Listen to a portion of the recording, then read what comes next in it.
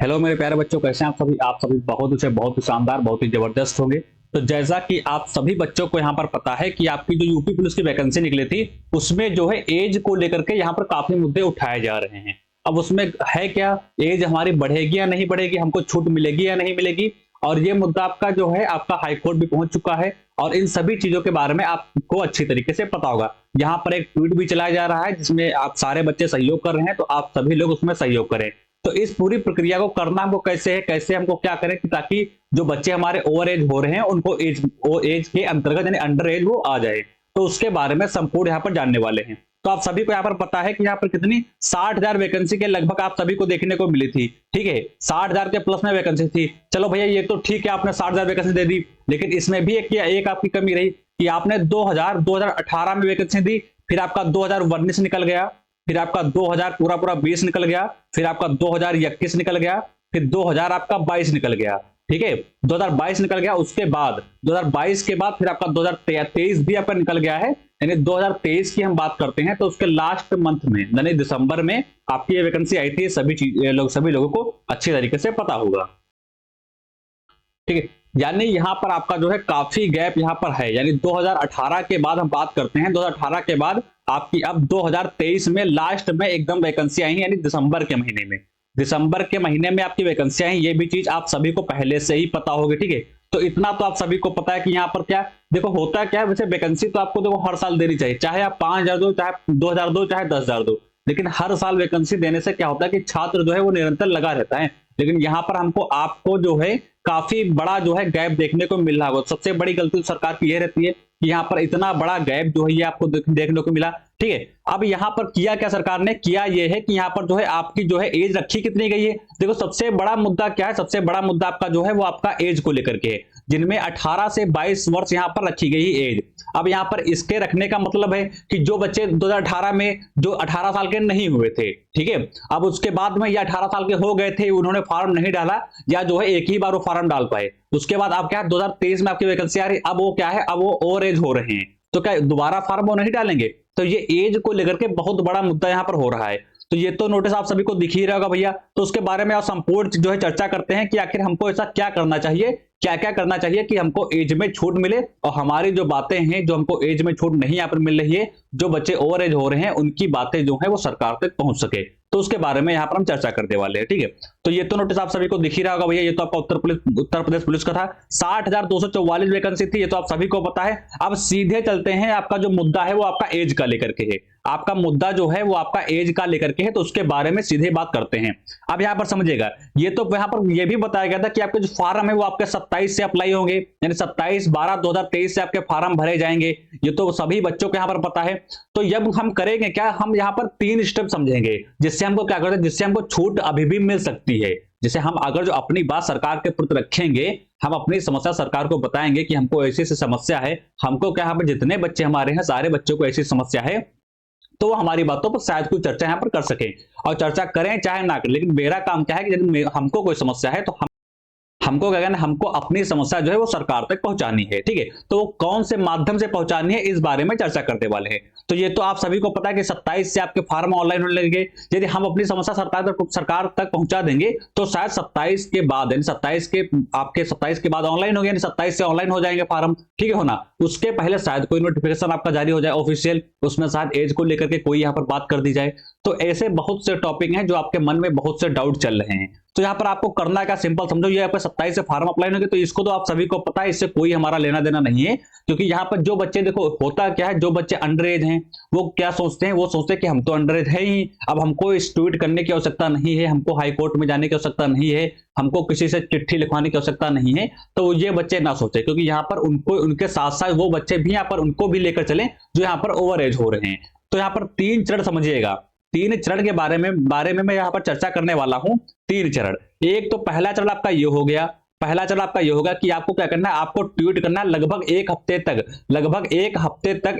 तक, यानी एक सप्ताह तक आपको लगातार ट्वीट करते रहना है। यानी आपको ट्वीट करना है, जो भी टाइम उसका डिसाइड किया गया होगा वो अगली वीडियो में लेकर आऊंगा तो उसमें आपको बता दूंगा। उस पर क्या करना है, पर ट्वीट कर देना है, जो भी टाइम उसकी रहेगी वो यहाँ पर मैं आपको वीडियो के माध्यम से बता दूंगा। यहाँ पर यूपी पुलिस आपका लिखा हुआ है, जो यहाँ पर स्पेलिंग अच्छी तरीके से देखना है आपको, यहाँ पर स्पेलिंग में कोई भी मिस्टेक नहीं करनी है। यदि स्पेलिंग में कोई भी यहाँ पर मिस्टेक हो जाती है तो वो ट्वीट आपका जो है वो आपका कैंसिल हो जाएगा। यहाँ पर करना क्या है, हमको इसको 1 नंबर पर ट्रेंड कराना है, यानी 1 नंबर पर इसको पहुंचाना है। जितना ज्यादा हम ट्वीट करेंगे, जितना ज्यादा इस पर हम जो अपनी इस वर्ड को लिखेंगे, उतना ज्यादा हमारी बात जो सरकार तक उतनी जल्दी और उतनी ज्यादा मात्रा में पहुंच जाएगी। तो पहला तो माध्यम ये हो गया कि अपनी एज को लेकर के जो बच्चे भैया ओवर एज हो रहे हैं वो तो सबसे पहले ये काम करें, और जो नहीं भी हो रहे हैं वो भी करें। क्योंकि यहाँ पर हो क्या रहा है, यहाँ पर जो है देखो, यहाँ पर अखिलेश यादव ने भी यहाँ पर ट्वीट किया है कि एज को लेकर के यहाँ पर 3-4 साल की छूट मिले। अखिलेश यादव ने भी यहाँ पर कहा है, और जो है हमारे भाजपा के भी कई हमारे जो ऐसे हमारे हैं, हमारे जो रहे हैं आपके सम्मान माने जो रहे हैं आपके आदमी, उन्होंने भी यहाँ पर ट्वीट किया है। यानी सब यहाँ पर एक एक हर, यानी कोई पार्टी बंदी नहीं है। यानी जो बच्चा देख रहा है, जो यहाँ पर छात्र देख रहा है, जो हमारे नेता लोग देख रहे हैं,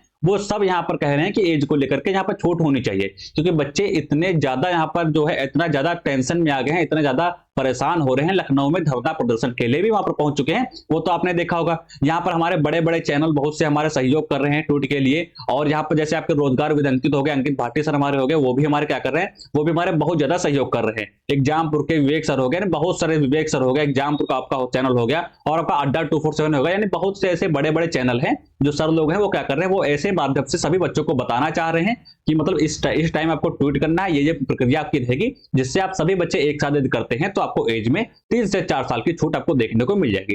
तो पहला मुद्दा तो ये हो गया कि हमको एक ट्वीट करना है। दूसरे मुद्दे की बात करते हैं। दूसरा मुद्दा क्या है, दूसरा मुद्दा हमारा ये है कि आपके आसपास जैसे हम कोई चिट्ठी यदि लिखें, हम यदि आपने जो है सीएम के पास पहुंचाना चाहे, पीएम के पास, किसी के पास भी पहुंचाना चाहे तो नहीं पहुंचेगी, सिंपल सी बात है। लेकिन यदि हम अपने जिले में विधायक के द्वारा, यदि हम कोई चिट्ठी सीएम के ऑफिस तक पहुंचाना चाहे तो वो जल्दी ही पहुंच जाएगी।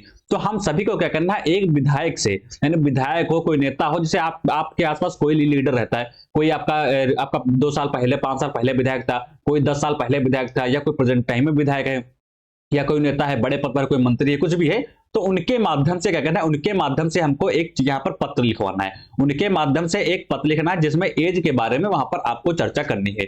तो उनके माध्यम से जब कोई भी चिट्ठी वहां पर आपके सीएम ऑफिस में जाएगी तो उस पर क्या होगा, उस पर आपका जो है अच्छी तरीके से चर्चा की जाएगी। उनको पता चलेगा कि ऐसी समस्या बच्चों के साथ हमारे हो रही है, तो आप सभी को यहाँ पर एज में लेकर के क्या है, एज को लेकर के यहाँ पर छूट आप सभी को देनी चाहिए।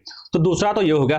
तीसरा आपका क्या है, यहाँ पर जो है, यहाँ पर क्या है, आपके धरना प्रदर्शन भी लखनऊ में चलाए जा रहे हैं। तो वहां पर देखो, वैसे काफी टीचर तो ये कहते हैं कि नहीं जाना चाहिए धरना प्रदर्शन में, लेकिन मेरा देखो ये मानना है कि वहां पर सभी बच्चों को जाना चाहिए, उनसे बात करनी चाहिए। क्योंकि उनको भी, जैसे हुआ क्या, अब जैसे धरना प्रदर्शन में आप नहीं गए, जैसे एक मान लो कि धरना प्रदर्शन में आप नहीं गए, तो वहां पर होता क्या है, उनको ये नहीं पता चल पाता है कि ये हमारी समस्या है वो सारे बच्चों की है, या हम ट्वीट यहाँ पर नहीं करेंगे तो ये समस्या सारे बच्चों की है। अगर वहां पर 45, 100, 200 बच्चों नहीं ट्वीट किया तो उनको लगेगा ये हमारी समस्या 200 बच्चों की ही है, तो वहां पर कोई बदलाव नहीं किया जाएगा।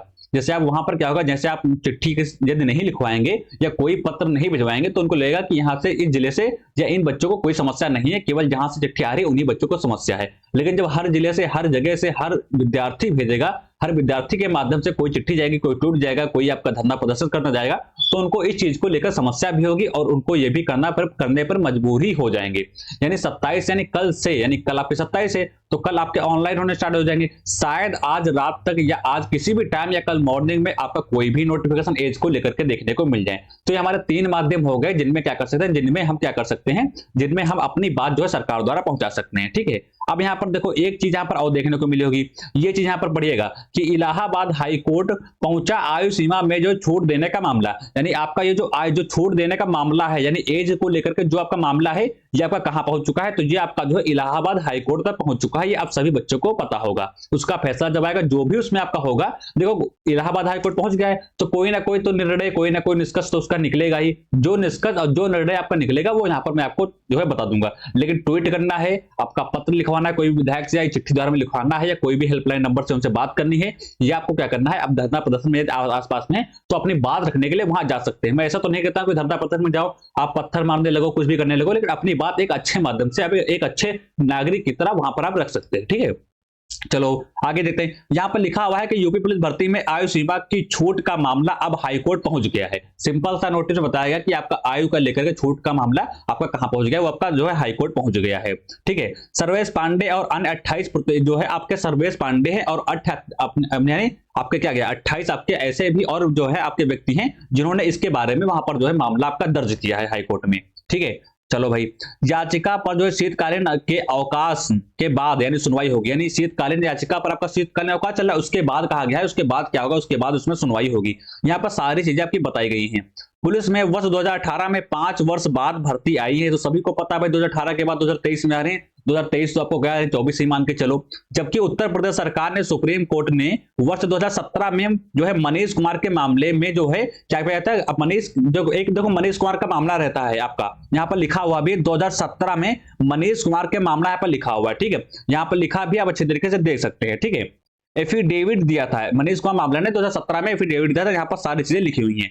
और कि 2017 से 2020 तक प्रत्येक वर्ष 30,000 भर्तियां अगस्त माह में जो है निकालेंगे। ठीक है, और उसके जो है समयबद्ध तरीके से पूरी करा लेंगे। यानी इसमें कहा गया था कि 2000 जो है आपके मतलब जब भी वैकेंसी आपकी आएगी अगस्त महीने में आएगी और 30,000 आएंगी और वो वैकेंसी आपकी पूरी तरीके से आपकी जो है करा ली जाएगी। सारी चीजें उसमें लिखी हैं, तो इतना हमको पढ़ने की आवश्यकता नहीं है, हम इतना केवल समझ ले कि हमारा क्या हुआ है। हमारा जो है 28 हमारे व्यक्ति और है, 28 व्यक्ति हमारे हैं और कौन है, और यहाँ पर समझिएगा और 28 व्यक्ति और आपके कौन है, यहाँ पर बताया गया सर्वेश पांडे। तो सर्वेश पांडे ने क्या किया है, इन सभी लोगों ने क्या क्या हाईकोर्ट में जो है अपील कर दी है इस मामले को आयु को लेकर के। तो जो भी यहाँ पर जैसा भी आपको कोई अपडेट मिलता है तो यहाँ पर वीडियो के माध्यम से मैं आपको बता दूंगा।